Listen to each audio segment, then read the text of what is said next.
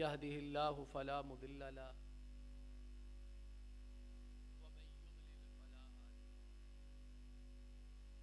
ومن يضلل فلا إله إلا الله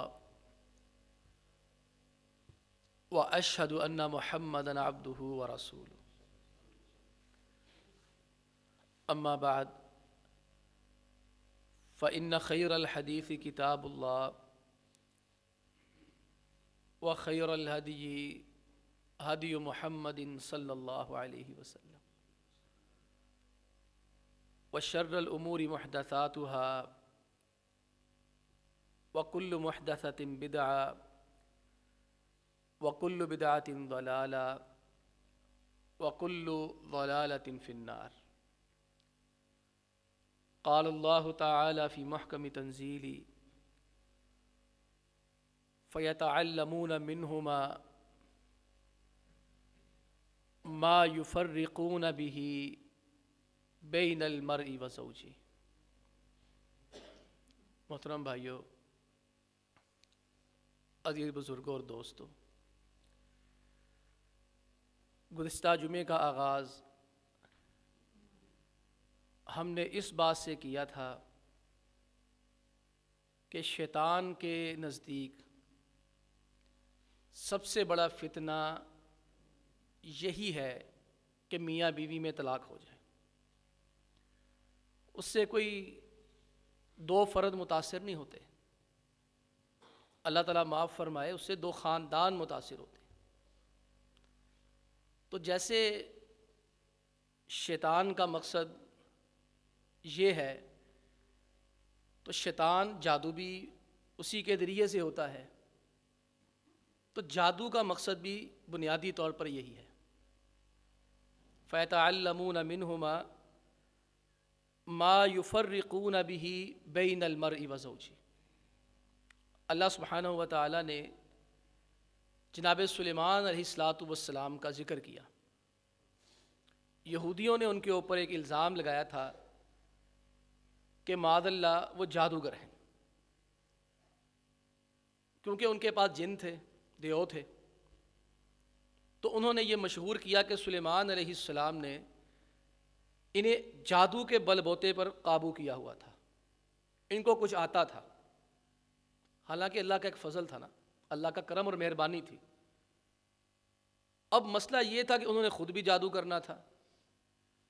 تو انہوں نے کہا ہم تو اس لیے جادو کرتے ہیں کہ سلیمان علیہ السلام جادوگر تھے معاذ اللہ. اللہ سبحانہ و تعالیٰ نے فرمایا بالکل غلط، ایسا کچھ بھی نہیں. پھر اللہ تعالیٰ نے جادو کرنے کا مقصد بتایا، وہ کرتے کیوں تھے. فَيَتَعَلَّمُونَ مِنْهُمَا مَا يُفَرِّقُونَ بِهِ بَيْنَ الْمَرْءِ وَزَوْجِهِ.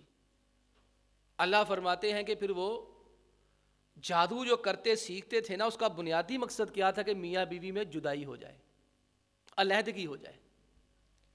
یہ میاں بیوی کے اندر جو علیحدگی ہوتی ہے یہ تین طرح ہوتی ہے، اور تینوں قسمیں بڑی ہی خطرناک ہیں. ایک تو یہ طلاق کے ذریعے علیحدگی ہوتی ہے نا، ایک طلاق نہیں ہوتی. طلاق تو ایک طریقہ ہو گیا نا علیحدگی کا، اور دوسرا طریقہ یہ ہے کہ میاں بیوی میں اتنے اختلافات ہوں کہ کئی ماہ، کئی سال وہ ایک دوسرے کے ساتھ ازدواجی تعلقات ہی قائم نہیں کرتے. تو یہ بھی تو علیحدگی ہوتی ہے. اور تیسری قسم یہ ہے کہ جب وہ اگر ازدواجی تعلقات قائم بھی کریں تو اللہ سبحانہ و تعالیٰ نے شرعی تقاضوں کا جو ایک لطف و مزہ رکھا ہے، انہیں وہ چیز ہی محسوس نہیں ہوتی، کراہت اور بے دلی سی محسوس ہوتی ہے. تو جادوگر یہ تینوں کام کرتا ہے، اور اس کے اندر ایک طلاق بھی آ گیا ہے. اور افسوس کے ساتھ یہ ہمارے معاشرے کے اندر چیزیں بہت زیادہ ہو چکی ہیں. اس کے کچھ اسباب ہیں، کچھ وجوہات ہیں، اور اس کے کچھ حل بھی ہیں. ہم کوشش کریں گے اس جمعے میں ان دونوں چیزوں کو لیں، اور اگر مکمل نہ ہو سکا مضمون تو اگر اللہ نے توفیق دے دی انشاءاللہ اگلے جمعے بھی مزید اس پہ ہم بات کر لیں گے. تو عزیزو، پہلی بات یہ ہے کہ میاں بیوی کے اندر جو علیحدگی اور طلاق ہوتی ہے اس کا ایک بہت بڑی وجہ تھرڈ پرسن ہے. جس رشتے کے اندر کوئی تیسرا آ جائے، دو لوگ اچھے بھلے کاروبار کرتے ہوں، کاروبار سیٹل بھی ہوتا ہے، اللہ تعالیٰ کی تائید بھی ہوتی ہے۔ پارٹنرشپ ایک ایسا کاروبار ہے، اللہ تعالیٰ فرماتے ہیں انا ثالث الشریکین، جب دو لوگ آپس میں پارٹنرشپ کرتے ہیں، کاروبار کرتے ہیں، اللہ فرماتے ہیں تیسرا میں ہوتا ہوں۔ بھئی اللہ تیسرا کیسے ہوتا ہے؟ اور بھائی اللہ آ کے ساتھ کاروبار کرتا ہے؟ نہیں، اللہ تعالیٰ کی مدد شامل ہوتی ہے۔ جب دو لوگ نیک نیتی سے چلتے ہیں تو اللہ تعالیٰ کی تائید اور نصرت اور مدد ہوتی ہے۔ اللہ فرماتے ہیں دونوں میں سے جب کوئی ایک غلط روش پہ چلتا ہے، میں درمیان میں نکل جاتا ہوں، پھر کاروبار تباہ ہو جاتی ہے۔ یہ عام طور پر کیسے ہوتا ہے؟ جب کوئی تیسرا بندہ درمیان میں آ کے لگائی بجائی کرتا ہے۔ ایک بندے کے پاس گیا، دوسرے کے بارے میں اس کے ساتھ منفی باتیں کی، دوسرے کے پاس گیا، پہلے کے بارے میں منفی باتیں کی، کچھ ہم کھچے کھچے رہے، کچھ وہ تنے تنے رہے، اسی کشمکش میں ٹوٹ گیا رشتہ چاہت کا۔ یہاں پر بھی بھائیو یہی ہوتا ہے، تھرڈ پرسن کو تلاش کریں۔ اگر خدا نہ خواستہ ہمارے گھروں کے اندر اللہ نہ کرے ہو، لیکن ہمیں پریشانیوں کا علم ہونا چاہیے، اور یہ بھی ہمیں علم ہونا چاہیے پریشانی آنے کے فوری بعد ہم نے اسے حل کیسے کرنا ہے۔ اللہ نہ کرے ہمارے گھروں میں ایسا ہو، اگر خدا نہ خواستہ کبھی ایسا زندگی کے اندر معاملہ پیش آ جائے تو کوئی بھی قدم اٹھانے سے سب سے پہلے تلاش کرنا تیسرا بندہ کون ہے، تھرڈ پرسن کون ہے۔ یہ جو تیسرا ہے نا، اکثر ہمارے پاس کیس آتے ہیں اسی معاملے کے حوالے سے، تو میں نے جو چیز محسوس کی ہے کہ لوگ چاہتے ہیں کہ جلد از جلد معاملہ حل ہو جائے، جھگڑا ختم ہو جائے، زندگی نارمل ہو جائے۔ ہمارا جو طریقہ کار وہ یہ ہے کہ ان کا مسئلہ حل نہیں کرنا، ان کو ذرا چکر لگوائے جائیں، بار بار آئیں۔ ہماری عدالت کا بھی یہی طریقہ کار ہے، اور عدالت جو عام طور پر خلا کے فیصلے کرتی ہے، ڈگری نہیں جاری کرتی۔ عدالت اس کے اندر یہ معاملہ بھیجتی ہے یونین کونسل کی طرف، اور ان کو بھی یہی ہدایت ہوتی ہے، ان کو چکر لگواؤ، ان کو بار بار بلاؤ، کیا پتہ اللہ تعالیٰ کی بہتری کی گنجائش لے آئے۔ ہم بھی وہاں یہی کہا کرتے ہیں لوگوں کو کہ اگر کنویں کے اندر کتا گر جائے، پانی گندا ہو جائے، تو بھائیو عزیزو پانی صاف کرنے کے لیے بکیں بھر بھر کے، ڈول بھر بھر کے کنواں پانی نکالیں گے، کنواں کبھی صاف نہیں ہوتا۔ اگر آپ نے کنواں صاف کرنا ہے، کنویں کے کتے کے جراثیم پھیل چکے ہیں پانی میں، مدرے صحت ہے، آپ کو پانی کے اندر سے، کنویں کے اندر سے کتا نکالنا پڑے گا۔ جب تک آپ اس کتے کو نہیں نکالیں گے تب تک کنویں کی بدبو ختم نہیں ہوگی، کنویں کا پانی صاف نہیں ہوگا۔ میری آپ سے گزارش یہ ہے، اگر زندگی میں کبھی ایسی مشکل آ جائے تو اللہ کے بندو فوری فیصلہ کرنے سے پہلے، طیش میں آنے سے پہلے، سب سے پہلے دونوں میاں بیوی بیٹھ کے سوچیں، اتنا مقدس رشتہ، اتنا پاکیزہ رشتہ، اتنا پیارا رشتہ۔ اللہ کے حبیب علیہ السلام فرمایا کرتے تھے کہ میاں بیوی کے درمیان جو الفت پیدا ہوتی ہے، فرمایا اتنی جلدی میں نے کبھی دو لوگوں میں محبت پیدا ہوتا دیکھی نہیں ہے۔ کبھی فرمایا میں نے نہیں دیکھا کہ ایک ہی دن کے اندر دونوں ایک دوسرے کے محبوب بن جاتے ہیں۔ جب اتنا پیارا رشتہ ہو، اتنا کیئرنگ اور لوننگ رشتہ ہو، اور اس کے اندر مسئلہ پیدا ہونا شروع ہو جائے، تو میرے بھائیوں سب سے پہلے تیسرے بندے کو تلاش کرو۔ تیسرا بندہ کون ہے؟ کوئی مامے خام خواہ ہے، کوئی چچا خام خواہ ہے۔ وہ تیسرا بندہ وہ ہوگا جسے ہم نے اپنی زندگی میں اتنے اختیارات دیے ہوں گے، ہمارے فیصلے وہ کرتا ہے۔ ہمارے کپڑے اس کی مرضی سے آتے ہوں گے، ہمارے جوتے اس کی مرضی سے آتے ہوں گے، ہمارے بچوں کی شادیاں اس کی مرضی سے طے ہوتی ہوں گی، ہمارے گھر میں کھانا اس کی مرضی سے بنتا ہوگا۔ جب ایک گھر کے اندر کسی کو اتنی مداخلت کی عادت ہو جائے، اتنا زیادہ وہ گھر کے اندر گھس جاتا ہے، پھر ایک نیا رشتہ آتا ہے، ایک بیوی آتی ہے، وہ باہر سے آئی ہوتی ہے 20-25 سال رہ کر، اب وہ تو نہیں جانتی کہ اس کو میں نے کیسے ڈیلنگ کرنی ہے، اس کو میں نے کیسے رکھنا ہے اپنے ساتھ، اس کے ساتھ کیسا معاملہ کرنا ہے۔ وہ تو ایک بھائی پرائی آئی ہے، پرایا دھن آئی ہے، آپ کے پاس اللہ کی امانت آئی ہے، اس کو نہیں پتا گھر کے اندر کیا دال روٹی پک رہی ہے۔ اگر اس کے ساتھ سیٹنگ نہ ہو سکے یا کوئی گستاخی کر دے تو پھر اللہ کے بندو یہی تیسرا بندہ ہوتا ہے جو گھر کو تباہ و برباد کر دیتا ہے۔ یہ ایک سبب بنتا ہے پہلا گھروں میں ناچاکیاں ہونے کا، پریشانیاں ہونے کا۔ لہذا اس کی طرف دھیان دیں، توجہ کریں۔ آپ کی زندگی میں، میری زندگی میں، ہماری زندگی میں کبھی کسی کو اتنا اختیار نہ ہو سکے کہ ہمارے بچوں کے فیصلے، ہمارے مستقبل کے فیصلے اس کے ہاتھ میں آ جائیں۔ اپنے فیصلے خود کیے جاتے ہیں۔ آپ ہیں اپنے گھر کے چودھری، آپ ہیں، میں ہوں اپنے گھر کا بڑا سربراہ، میں ہوں۔ آپ کے گھر میں کیا ہونا ہے یہ فیصلہ کسی نے نہیں کرنا، کسی سے نہیں پوچھنا، آپ نے کرنا ہے۔ میرے گھر میں کیا ہونا ہے یہ میں نے کسی سے نہیں پوچھنا، یہ میں نے کسی کو نہیں بتانا، میں نے اپنی مرضی کرنی ہے، دنیا کو خود ہی بعد میں پتہ چل جائے گا۔ پہلی چیز تو یہ ہے، اس تھرڈ پرسن کو اپنی زندگی سے نکال دیں۔ جب تک یہ ہوگا، اسے نفسیات کی اصلاح میں، یہ جو ہمارے ہاں جو سائیکیٹرسٹ ہیں نا، یہ جو اس طرح کے معاملات حل کرتے ہیں، انہوں نے اس کے لیے ایک اصطلاح استعمال کی ہے، سی سی ٹی وی کیمرہ۔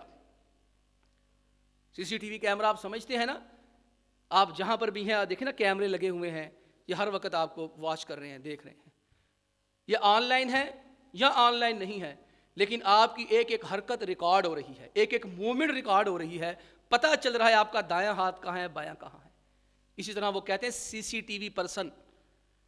بعض لوگ آپ کی زندگی میں سی سی ٹی وی کیمرے کی حیثیت حاصل کر جاتے ہیں، وہ آپ کے کپڑوں کو دیکھتے ہیں، ہاں ابھی کیا پہنا ہے، کہاں سے لے کر آئے تھے، جوتے کو دیکھتے ہیں، بچے کو دیکھتے ہیں، بیوی کو چیک کرتے ہیں، پوچھتے ہیں یہاں کیوں گئے تھے، وہاں کیوں گئے تھے، اس کے پاس کیوں بیٹھے تھے، اس کے پاس کیوں بیٹھے تھے، اس سے کیوں بات کر رہے تھے، اس سے کیا بات کر رہے تھے، ہر چیز آپ سے پوچھی جاتی ہے۔ اسے نفسیات کی اصطلاح میں ہم کہتے ہیں سی سی ٹی وی پرسن، جو آپ کی ہر چیز کو، ہر موومنٹ کو، حرکت کو نقل کرتا ہے۔ اگر تو ہمت ہے نا، جرت اللہ نے عطا کی ہوئی ہے، ہمت ہے، کانفیڈنس لیول آپ کا ہائی ہے، اور آپ اپنی بات پہ قائم رہنا جانتے ہیں، دو ٹوک الفاظ میں کہتے ہیں خبردار آج کے بعد ہمارے گھر میں آنے کی ضرورت نہیں ہے، خبردار آج کے بعد ہمارے گھر میں قدم بھی رکھا، خبردار آج کے بعد ہمارے معاملات میں مداخلت کی۔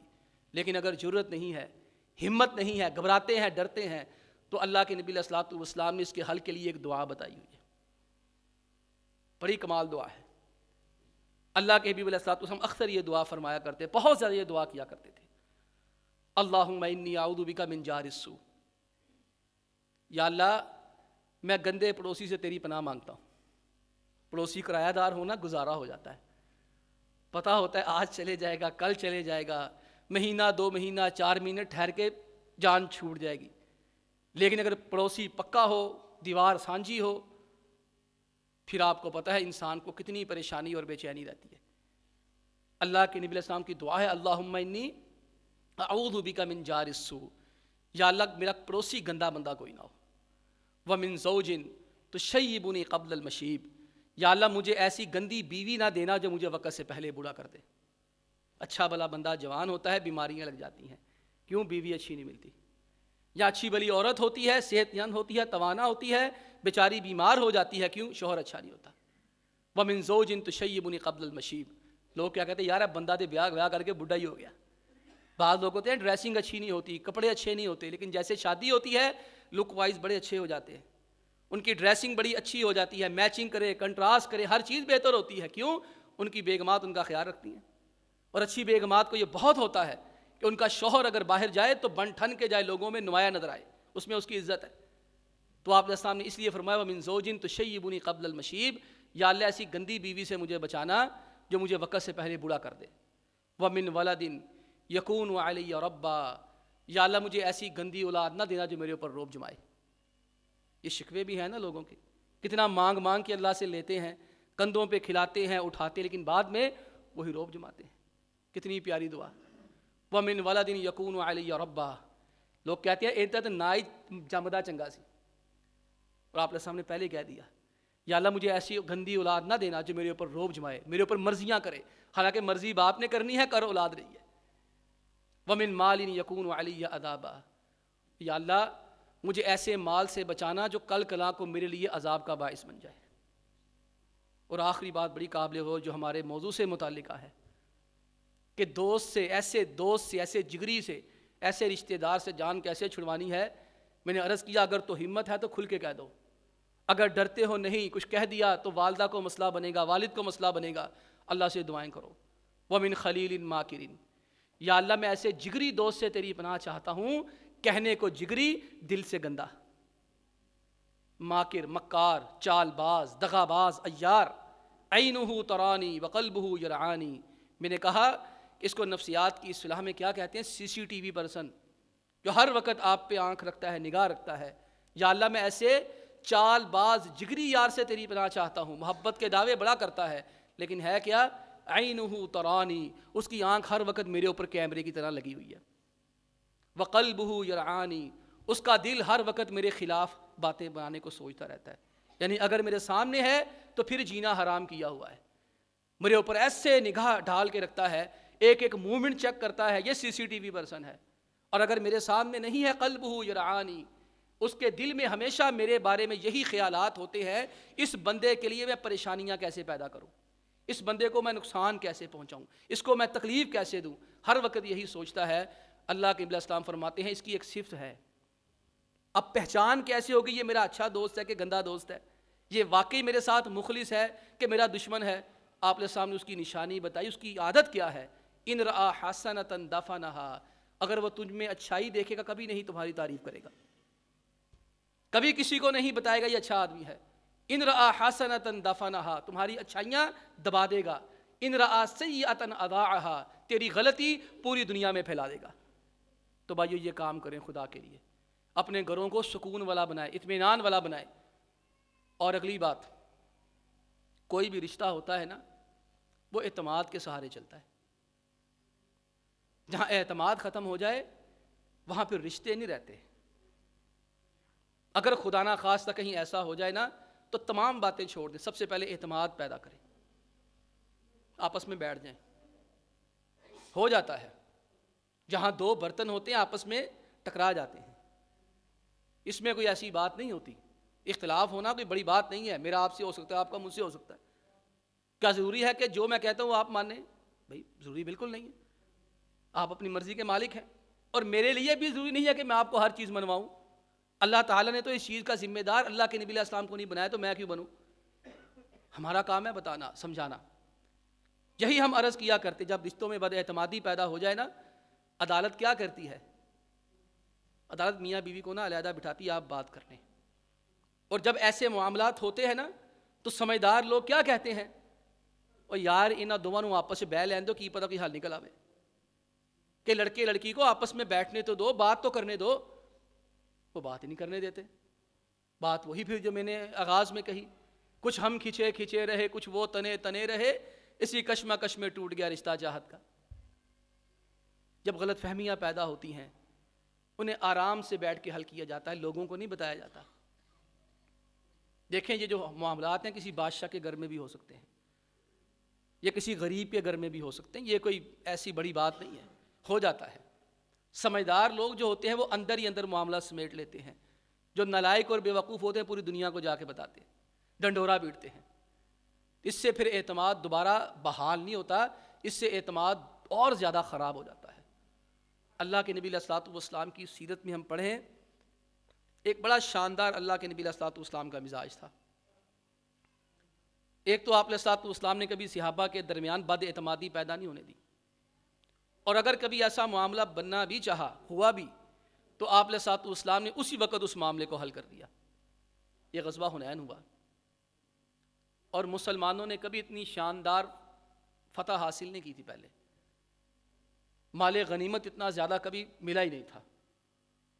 بے تحاشا باندیاں, غلام, سونا چاندی, بیل, بکریاں, پتہ نہیں کیا کیا آ گیا. اللہ کے حبیب علیہ الصلوۃ والسلام نے تقسیم کرنی تھی نا, تو آپ علیہ الصلوۃ والسلام نے وہ جو نئے نئے مسلمان صحابہ تھے نا, سارا ان کو دے دیا. حکیم بن حزام آئے, آپ نے کہا حکیم کو 100 اونٹ دے دو. حکیم بن حزام کہتے صرف 100؟ فرمایا اچھا اس کو 100 اور دے دو. اس کو 100 اور 200 اونٹ ہو گئے. آپ تصور کریں بھائی, قیمت لگائیں. اس نے کہا صرف 200؟ تو آپ نے فرمایا ٹھیک ہے اس کو 100 اور دے دو, 300 دے دو. ایک بندہ آیا, اس کو بکریوں کی خواہش تھی. آپ فرمایا اس کو یار 1000 بکریاں اس کو دے دو. جناب ابو سفیان رضی اللہ تعالیٰ عنہ آئے, آپ کے سامنے 1.5 کلو سونا چاندی انہیں دے دیا. کہتے یہ تو میرا حصہ ہے, میرے بیٹے یزید کا کتنا حصہ ہے وہ بتائیں, میں اس کو بھی دو. کہا میرے بیٹے معاویہ کا کتنا ہے, میں اس کو بھی دو. آپ بھانٹتے جا رہے ہیں, بھانٹتے جا رہے ہیں. اب صحابہ اکرام میں تھر تھری سی پیدا ہو گئی. تو نوجوان صحابہ تھے نا, انصاری صحابہ, وہ کہتے واللہ لحق بالقوم, اللہ کی قسم اللہ کے نبی علیہ الصلوۃ والسلام تو بس اب مکے گئے گئے, لگتا ہے کہ مکے والوں کی محبت غالب آ گئی ہے. اب دیکھیں نا اللہ کے نبی علیہ الصلوۃ والسلام دانا, زیرک, آپ جیسا کون ہو سکتا ہے. آپ علیہ الصلوۃ والسلام تک یہ بات پہنچی، اللہ کے حبیب علیہ الصلوۃ والسلام نے اس قبیلے کے سردار جناب سعد بن عبادہ رضی اللہ تعالیٰ عنہ کو بلایا، کہا سعد کیا بات ہے، اس طرح کی افواہیں میرے کانوں میں پڑ رہی ہیں، کوئی اس میں صداقت ہے کہ ایسے ہی مشہور ہے؟ کہنے لگے اللہ کے نبی علیہ الصلوۃ والسلام بات تو سچی ہے، باتیں ہو رہی ہیں۔ اچھا سعد آپ کا کیا خیال ہے اس بارے میں؟ کہتے انا رجل من قوم، میں بھی جی قبیلے کا آدمی ہوں، خیال تو میرے دل میں بھی ایسا آ رہا ہے، لیکن وہ بچے ہیں، چھوڑیں، بچے ایسی باتیں کر دیا کرتے ہیں۔ اب یہاں پر نا اعتماد ختم ہو چکا تھا، ممکن ہے اگر یہاں اعتماد بحال نہ کیا جاتا تو بات خراب ہو جاتی۔ اللہ کے نبی علیہ الصلوۃ والسلام نے کہا ایسے نہیں، جتنے تمہارے لوگ ہیں نا سارے ایک فلاں ڈیرے کے اندر آ جاؤ، میں بھی وہاں آتا ہوں۔ پیارے پیغمبر علیہ الصلوۃ والسلام نے ان کو وہاں بلایا اور ان کو بلا کر پوچھا بھی کیا بات ہے؟ کوئی بات نہیں۔ اب اللہ کے نبی علیہ الصلوۃ والسلام کے سامنے کون بولے؟ کوئی بات نہیں ہے، میں نہیں، باتیں تو ہوئی ہیں تو تمہیں بلایا ہے نا، اس کو یہاں پر کلیئر کرتے ہیں، بات ختم کرتے ہیں، اعتماد جو ٹوٹ رہا ہے اسے بحال کرتے ہیں۔ نہیں کوئی ایسی بات نہیں ہوئی، کوئی ایسی بات نہیں ہوئی، آپ چھوڑیں۔ اللہ کے نبی صلی اللہ علیہ وسلم نے فرمایا نہیں ایسی بات نہیں، کچھ تو ہوا ہے۔ تمہارے دل میں یہ خیال آ سکتا ہے کہ جب میں مکے سے مدینہ آیا تھا اپنے صحابہ کے ساتھ، میرے پاس تو تھا ہی کچھ نہیں، ممکن ہے تمہارے دل میں یہ خیال پیدا ہو جائے۔ اب سارے خاموش، مجھے جواب کیوں نہیں دیتے؟ مجھے اب جواب چاہیے نا اس چیز کا، بات واضح کرو۔ اللہ کے نبی صلی اللہ علیہ وسلم نے ان کو سمجھانے کے بعد، ساری باتیں بتانے کے بعد ایک جملہ ارشاد فرمایا، صحابہ اکرام کی چیخیں نکل گئیں، اور صحابہ اکرام اتنا روئے کہ ان کی داڑھی آنسوؤں سے تر ہو گئی۔ اللہ کے نبی علیہ الصلوۃ والسلام نے فرمایا اللہ کے بندوں میری بات سنو، الا ترضون ان يذهب الناس بالشاء والابل وتذهبون برسول اللہ الى رحالکم، اللہ کے بندو یہ اچھا نہیں ہے، تمہیں یہ اچھا نہیں لگتا کہ لوگ جب اپنے گھروں میں جائیں، کسی کے ساتھ بکریاں جا رہی ہیں، کسی کے ساتھ اونٹ جا رہے ہیں، کوئی سونے کے انبار لے کے جا رہا ہے، کوئی چاندی کی تھیلیاں لے کے جا رہا ہے، اور تمہارے ہاتھ میں اللہ کے پیغمبر کا ہاتھ ہے، تم اللہ کے نبی کو اپنے ساتھ لے کے جا رہے ہو۔ سارے خوش ہو گئے، یہ اعتماد بحال ہو گیا۔ صحابہ کی چیخیں نکل گئی، کہتے یہ صحیح ہے کہ پوری دنیا کی دولت ایک طرف، اللہ کے نبی ہمارے ساتھ ہیں۔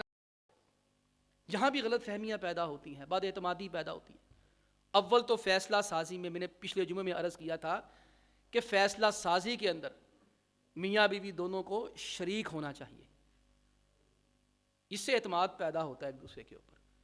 اگر شوہر بھی ہے، اگر کام کرنا چاہتا ہے تو ویسے ہی مشورہ لے لے اس کا دل رکھنے کے لیے، بیوی بھی کچھ خریداری کرنا چاہتی ہے تو ویسے ہی مشورہ لے لے، بیوی اپنے بہن بھائیوں کو دینا چاہتی ہے ویسے ہی مشورہ لے لے، پھر کیا جاتا ہے؟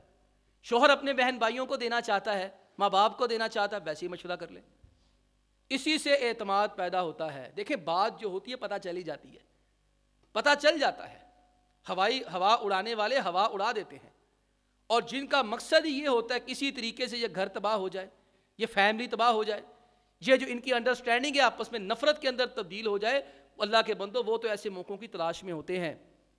اول تو کوشش یہ کرنی چاہیے اعتماد کو کبھی ٹھیس نہ پہنچے، اور اگر خدا نہ خواستہ کبھی ایسا معاملہ آ بھی جائے، اگر مجھے اور آپ کو محسوس ہو کہ ہمارے درمیان اختلافات وسیع ہوتے جا رہے ہیں، دن بدن ان کے اندر پریشانیاں پیدا ہو رہی ہیں، تو اللہ کے بندو ساری چیزیں چھوڑ دو، اپنی مصروفیات چھوڑ دو، اپنے کاروبار کو ذرا کلوز کر لو، اپنے گھر کے اندر ایک دوسرے کو وقت دینا شروع کر دو، اپنے بچوں کے ساتھ بیٹھنا شروع کر دو، اپنی بیوی کے ساتھ بیٹھنا شروع کر دو، اور کسی دن گھر میں کھانا کھانے کی بجائے شرعی تقاضوں کو ملحوظ خاطر رکھتے ہوئے باپردہ ہو کر اپنی بیوی کو اپنے ساتھ لو، بچوں کو کہیں چھوڑو، کسی ہوٹل میں اچھے میں جاؤ، وہاں جا کے کھانا کھاؤ، اللہ شاہد ہے اس کھانے کی وجہ سے وہاں پر ٹیبل ٹاک جو ہوگی، ہمارے اندر جو خود اعتماد کی کمی ہوگی اللہ تعالیٰ اس کو دوبارہ پورا کر دے گا۔ یہ کام کر کے دیکھیں، اللہ کے نبی علیہ الصلوۃ والسلام نے اسی طرح صحابہ کو ڈیل کیا۔ اور تیسری بات، ہمارے اندر برداشت کم ہو گئی ہے، میں بھی ہوں اور آپ بھی ہیں، ہم پریشان بہت رہتے ہیں، ہمارے اندر پریشانیاں زیادہ ہیں، کچھ حالات بھی ایسے ہیں، ہم جس دور سے گزر رہے ہیں اللہ مجھے معاف کرے، اللہ نہ کرے میری زبان سے جو نکل رہا ہے وہ ہو، لیکن محسوس یہی ہوتا ہے کہ جب الیکشن کے بعد حالات دوبارہ پھر ایک پریشانی کی طرف جائیں گے، مہنگائی کی طرف جائیں گے، اللہ کرے نہ آ جائے، لیکن جو نوشتہ دیوار ہے، جو سمجھ آ رہی ہے نا، تو نظر یہی آ رہا ہے۔ اس کی وجہ سے ویسے ہم سارے ہی مالی طور پر نہ پریشان ہیں، اچھے بھلے جو لوگ تھے پریشان دکھائی دیتے، ایسے ایسے لوگ جنہوں نے کبھی کہا ہی نہیں کہ ہمارے پاس کم ہے، وہ بیچارے بھی اب پریشانی کا شکار ہیں، اور واقعتاً حقیقت میں ایسا ہے، اس میں کوئی شک نہیں ہے، جس کی وجہ سے ویسے ہم دفتروں میں، باہر کاموں میں، کہیں رقم پھنس گئی، کہیں پیسے پھنس گئے، کسی افسر نے کچھ کہہ دیا، تو بڑے کو تو بندہ غصہ نہیں کر سکتا، وہ پھر نزلہ بر عضو ضعیف، وہ پھر گھر میں جا کے نکل جاتا ہے۔ تو ہم نے یہ بھی کوشش کرنی ہے ساتھ اپنے اندر نا برداشت بھی پیدا کریں۔ دیکھیں گھر میں جایا کریں نا، کوشش کیا کریں، میں بھی کروں آپ بھی کریں، کام مشکل ہے ویسے، خصوصاً ان لوگوں کے لیے مشکل ہے جن کا معاشرے کے اندر ایک مقام ہوتا ہے، اور یہ بھی ایک حقیقت ہے جن کا معاشرے کے اندر مقام جتنا بڑا ہوتا ہے نا، ان کی فیملی لائف اتنی ہی ڈسٹربنس کا شکار ہوتی ہے۔ جو جتنا بڑا سرمایہ دار ہوگا، اللہ نہ کرے وہ پریشانیوں کا شکار ہو جائے گا۔ جو جتنا بڑا عہدے کے اوپر بیٹھا ہوگا نا، اس کے گھر کے اندر اتنے زیادہ مسئلے ہوں گے۔ اللہ کے بندو جب گھر میں جاتے ہیں نا، تو گھر میں جانے سے پہلے اپنے عہدے، اپنا نام، اپنا وقار، اپنی چودر، اپنا علامہ ہونا، خطیب ہونا، امام ہونا، مفتی ہونا، گھر کے دروازے کے باہر پھینک کر وہ چولا اتار کر گھر کے اندر داخل ہوتے ہیں۔ گھر کے اندر چودھری صاحب بن کے نہیں جاتے، گھر کے اندر مفتی صاحب بن کے نہیں جاتے، علامہ صاحب، مولانا صاحب بن کے نہیں جاتے۔ گھر کے اندر جب قدم رکھتے ہیں تو ایک بیٹے کی حیثیت سے جاتے ہیں، ایک باپ کی حیثیت سے جاتے ہیں، ایک بھائی کی حیثیت سے جاتے ہیں۔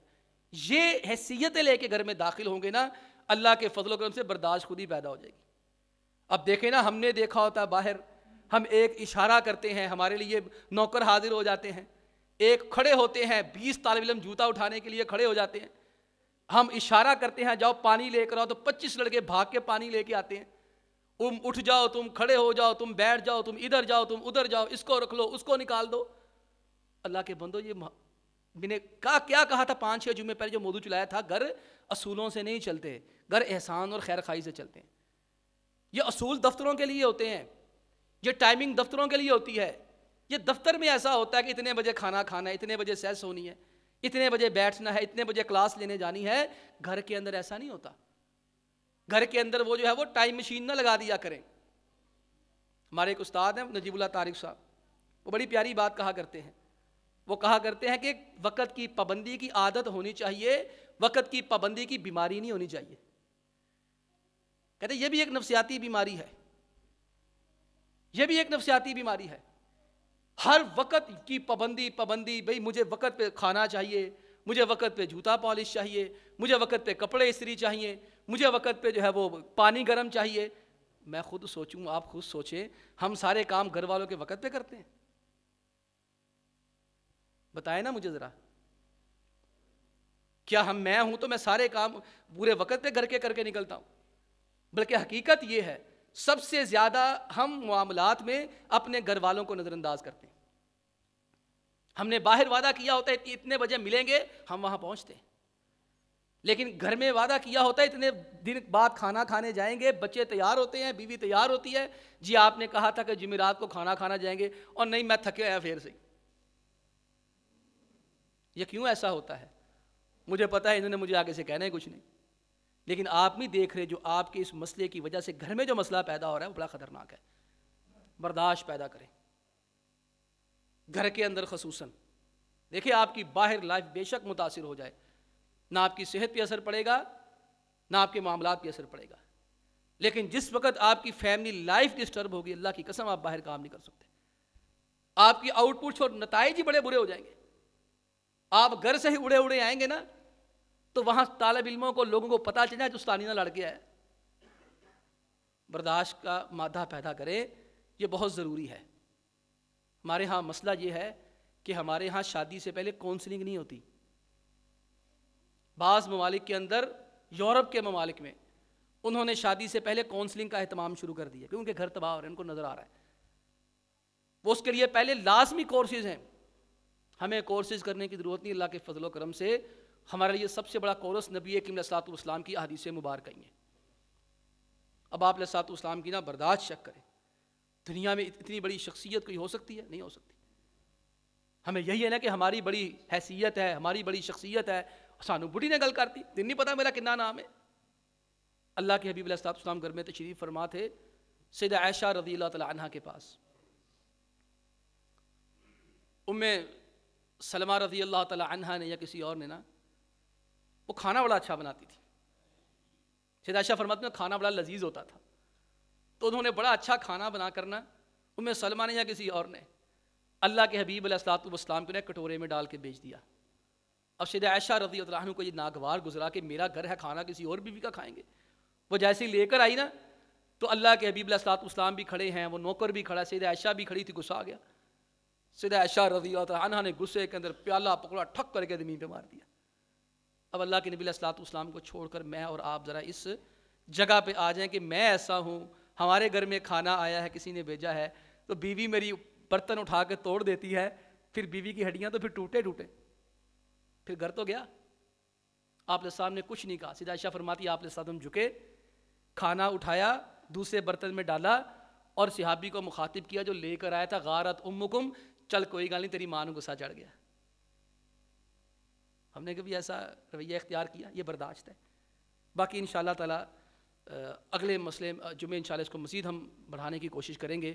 جو کہا ہے اللہ تعالی ہمیں اس پر عمل کرنے کی توفیق عطا فرمائے، اور ہمارے گھروں کو اللہ تعالی سکون اور اطمینان والا گھر بنائے۔ وآخر دعوانا ان الحمد للہ رب العالمین۔